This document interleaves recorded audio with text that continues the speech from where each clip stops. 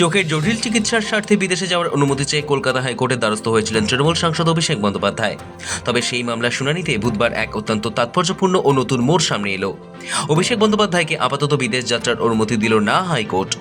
চোখের চিকিৎসায় এসএসকেএমে যেতেই হবে ডায়মন্ড হারবারের সাংসদকে। কলকাতা হাইকোর্টে ফের বড় ধাক্কা অভিষেক বন্দ্যোপাধ্যায়ের। হাইকোর্টের তরফে স্পষ্ট ভাষায় জানিয়ে দেওয়া হয়েছে, আদালতের নির্দেশ মেনে বৃহস্পতিবারই অভিষেক বন্দ্যোপাধ্যায়কে কলকাতার এসএসকেএম হাসপাতালে উপস্থিত হতে হবে। বুধবার মামলার শুনানি চলাকালীন কলকাতা হাইকোর্ট নির্দেশ দেয় যে এসএসকেএম হাসপাতালে চক্ষু বিশেষজ্ঞ চিকিৎসকদের নিয়ে গঠিত একটি বিশেষ মেডিকেল বোর্ড অভিষেক বন্দ্যোপাধ্যায়ের চোখের যাবতীয় পরীক্ষা নিরীক্ষা ও চিকিৎসা করবে। তার চোখের বর্তমান অবস্থা ঠিক কেমন এবং প্রয়োজনীয় উন্নত চিকিৎসা ভারতে সম্ভব কিনা তা পুঙ্খানুপুঙ্খভাবে খতিয়ে দেখবেন চিকিৎসকরা।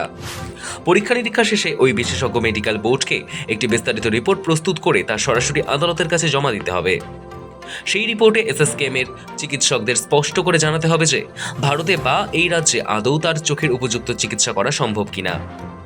রাজ্যের উচ্চ আদালত সাফ জানিয়ে দিয়েছে, মেডিকেল বোর্ডের রিপোর্ট পর্যালোচনার পরই অভিষেক বন্দ্যোপাধ্যায়ের বিদেশ যাত্রার আবেদনের বিষয়ে পরবর্তী চূড়ান্ত সিদ্ধান্ত গ্রহণ করা হবে। বুধবার অভিষেক বন্দ্যোপাধ্যায়ের আইনজীবী আদালতে জানান, এর আগে বিদেশে যেখানে চোখের চিকিৎসা হয়েছিল সেখানে যেতে চান তার মক্কেল, এসএসকেএমে যাবেন না। চিকিৎসা পদ্ধতিতে যাতে ছেদ না পড়ে তাই বিদেশে যেতে চান। কিন্তু হাইকোর্টের বক্তব্য, আদালত চিকিৎসা বিশেষজ্ঞ নয়। এই মুহূর্তে চোখের চিকিৎসা হওয়াটা মূল বিষয়, কোথায় চিকিৎসা হচ্ছে সেটা জরুরি নয়।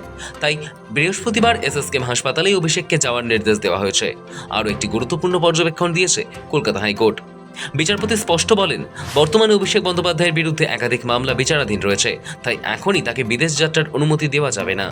গত 29শে জুলাই আমেরিকা যাওয়ার কথা ছিল অভিষেক বন্দ্যোপাধ্যায়ের, কিন্তু 20শে জুলাই কলকাতা হাইকোর্টের বিচারপতি সৌগত ভট্টাচার্যের বেঞ্চে মামলার শুনানিতে এই বিদেশ যাত্রা নিয়ে স্পষ্ট আপত্তি করা হয়। আদালত প্রশ্ন তোলে, বিদেশে গিয়েই কেন চোখের চিকিৎসা করতে হবে? কলকাতায় চোখের চিকিৎসার জন্য একাধিক হাসপাতাল রয়েছে, এসএসকেএম হাসপাতালেই তিনি চোখের চিকিৎসা করাতে পারেন। প্রয়োজনে এসএসকেএম হাসপাতালে অভিষেকের চিকিৎসার জন্য মেডিকেল বোর্ড গঠন করার নির্দেশ দেবেন বলেও জানান বিচারপতি। এই রায়কে চ্যালেঞ্জ করে সুপ্রিম কোর্টে যান অভিষেক বন্দ্যোপাধ্যায়। সুপ্রিম কোর্টের নির্দেশে মামলা ফেরত যায় হাইকোর্টে। তাৎপর্যপূর্ণ বিষয় হলো, অভিষেকের বিদেশে যাওয়ার বিষয়ে শুরু থেকেই এই ইস্যুতে তীব্র আপত্তি জানিয়ে আসছে রাজ্য।